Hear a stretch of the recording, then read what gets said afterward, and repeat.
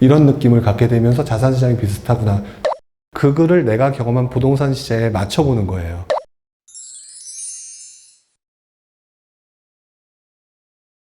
오, 그 정도면 굉장히 사고 확정이 되신 건데요.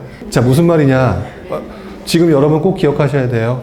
되게 중요한 말씀 하신 거거든요. 투자하시는 분들 보면은요, 나쁘게 말하면 무대뽀가 많아요. 근데 제가 투자를 하면서 몇 번 까이고 나니까 어떤 식으로 생각이 드냐. 도대체 잘 버는 사람들은 계속 잘 번다 그러고, 그리고 이제 원래 주식에서 얘기하는 워렌 버핏 얘기들 많이 하고, 그 다음에 앙드레 코스톨란이라든지 뭐 이런 분들의 얘기를 되게 많이 하거든요. 저도 그래서 궁금해서 앙드레 코스톨란이라든지 또는 사업으로 성공하신다든지 뭐 이런 분들의 책들이라든지 심지어는 자기계발 되게 많이 저도 보고 그랬던 것 같아요. 근데 저는 어떻게 했냐면, 제가 아까 그랬죠. 요즘엔 부동산 책 안 본다고. 제가 왜 안 보느냐. 첫 번째, 부동산 책이 아니라 위인전이에요. 요즘에는 부동산 책이 다 위인전기예요. 그대로 하면은 안 될 것 같은 거예요. 그 다음 두 번째, 특정 시기에 대한 얘기만 있어요. 근데 그 책이 나올 시점에는 그 사람이 성공한 거잖아요. 그럼 시간이 바뀌었잖아요. 그러니까 안 봐요. 그래서 그런 류의 책들은 전혀 안 봅니다. 근데 돈의 속성이라든지 또는 주식의 투자에 굉장히 성공 오래 하셨던 분들, 그런 분들의 책 있잖아요. 뭐 그런 분들의 책을 보면서 저는 그 책을 읽잖아요. 그럼 그 책을 읽으면서 그거를 부동산 시장인 것처럼 읽어요. 저 같은 경우는. 그래서 부동산 시장인 것처럼 읽으면서 그 중에서도 보면 예를 들어서 뭐 주식에서 말하는 PER, 뭐 EBITDA 뭐 이런 거 나오는 거를 비교할 수는 없죠. 그게 아니라 전반적인 큰 흐름이 있죠. 시장이 이렇게 흘러가더라, 뭐 하더라. 이제 이런 책들이 있잖아요. 그럼 그런 책들을 보면 주식시장에서 조금 경험이 생기잖아요. 아, 이 얘기가 이런 얘기랑 비슷하구나. 이렇게 이해가 된다는 거죠. 예를 들면 제가 경험했던 사례를 가지고 말씀을 드리면, 제가 지금 얘기했던 것 중에서 앙드레 코스톨란이라고 하는 게 주식 투자에 되게 유명하신 분이다. 사실 워렌 버핏 이전에 그분이 거의 탑이라고 보면 돼요. 헝가리 태생의 그분인데, 그분이 쓴 글 중에 여러분들 그거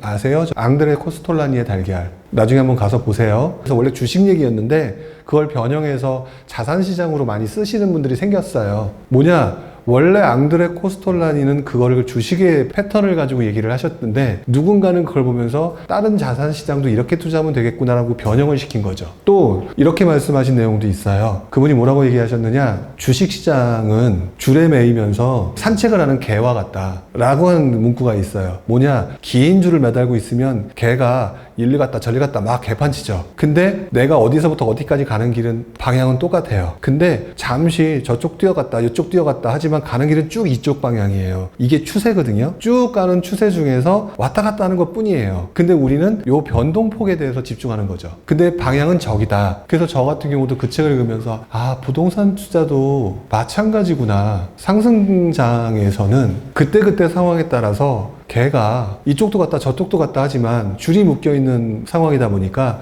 가는 방향은 똑같구나. 그러니까 이 움직임에는 신경 쓰지 말아야겠다. 결국 가는 방향은 저기니까. 그러니까 이 방향에 대한 고민을 해야겠다. 라든지 이런 식으로 생각을 하기 시작했었어요. 그러니까 즉 뭐냐, 생각의 깊이가 늘어나려고 한다면 부동산 투자에서 어디가 오를 것이 중요한가가 중요한 게 아니라 수많은 사람들이 경험한 자산 투자를 통해서 경험하신 분들의 노하우들을 적은 글을 보면서 그 글을 내가 경험한 부동산 시장에 맞춰보는 거예요. 저는 그렇게 했던 것 같아요. 그러다 보니까요, 뭐까지 가는 줄 아세요? 도덕경까지 가더라고요. 제가 생각보다 되게 많이 읽은 편이에요. 얘기하니까 쑥스럽다. 근데 왜 그랬느냐, 진짜 부동산 책들이 전부 다 보면 역세권 투자를 하는데 아무리 역세권 투자도 안 오르는 건 뭐냐고. 대단지 투자를 해서 투자했더니 왜 안 오르냐고. 근데 대단지 투자했더니 이미 다 오른 다음에 투자하니까 안 오른 거였어요. 뭐 그런 것들을 부동산 책만 보니까 모르겠더라고요. 근데 그거를 사람이 사는 부분에 대한 거를 접목시키니까. 그래서 지금은 제가 제일 많이 보는 거는 심리학책이에요. 추천이요? 글쎄요, 특별하게 추천을 계속해서 좋은 자료들이 많이 나와서 특별하게 뭐를 추천하겠다라고 얘기하는, 뭐 잘은 모르겠어요. 지금 갑자기 생각나는 건 없는데 제 머릿속에 옛날 책들이 좀 많으니까. 근데 그 옛날 책들이 지금 거의 절판되거나 아예 나오지 않는 책들이 많아서 지금은 딱히 뭐라고 말씀을 드릴 수는 없는데, 지금 제가 읽고 있는 책이 하나 있어요. 돈의 속성이란 김승호 씨 책이 있어요. 네, 그 책 같은 경우는 제가 읽으면서 이 양반 돈도 많이 벌었는데 뭐 주식 얘기도 하고 부동산 얘기도 나오시더라고요.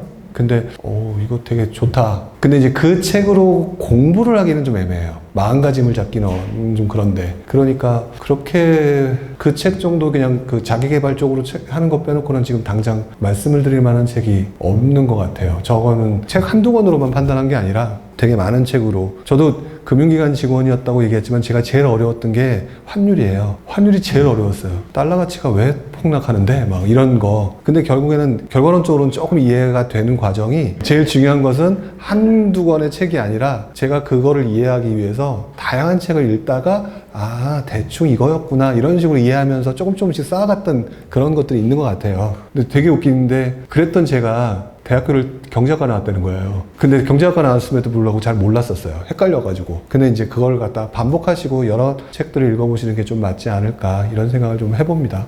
분명한 거는 다른 시장에서 경험하신 분들, 그분들의 노하우, 그분들의 내용들을 보면서 그거를 부동산 시장에 접목시켜 보시라. 그러면 아 이런 거구나. 그러다 보면 저처럼 이게 부동산 시장하고 주식 시장하고 똑같구나. 이런 느낌을 갖게 되면서 자산시장이 비슷하구나. 제가 옛날에 신사임당 나왔던 거 기억나시죠? 그때 부동산 얘기보다 주식 얘기를 더 많이 했어요. 왜 그러느냐? 그쪽에 아무래도 주식 쪽에 많이 나온 분들이 있으니까 그런 분들하고 얘기하는 것처럼 비슷하게 얘기하는 게 호흡을 맞추는 게 맞는 것 같아서 그만큼 비슷하다.